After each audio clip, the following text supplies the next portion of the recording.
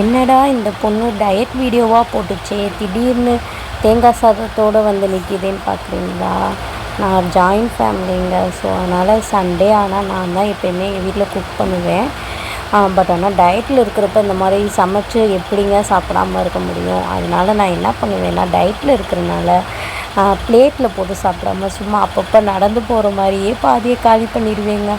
இந்த மாதிரி யாராவது செஞ்சுருந்தீங்கன்னா கண்டிப்பாக கமெண்ட் பண்ணுங்கள். எனக்கு என்னமோ அது ஒரு நம்ம அப்படி சாப்பிட்டா நம்ம வெயிட் போட மாட்டோம் அப்படின்னு ஒரு மைண்ட் செட்டாக என்னன்னு தெரியலை. அந்த இதை ஃபாலோ பண்ணிகிட்டே இருப்பேன் எப்போயுமே.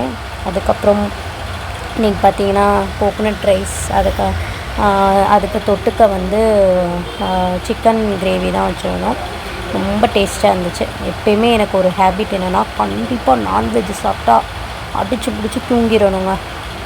தூங்கினா தான் எனக்கு அந்த சண்டே போன மாதிரியே இருக்கும். இந்த மாதிரி யாராவது ஃபீல் பண்ணியிருக்கீங்களா?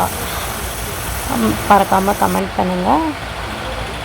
அப்புறம் மறந்துடாமல் நம்ம சேனலை சப்ஸ்கிரைப் பண்ணிடுங்க.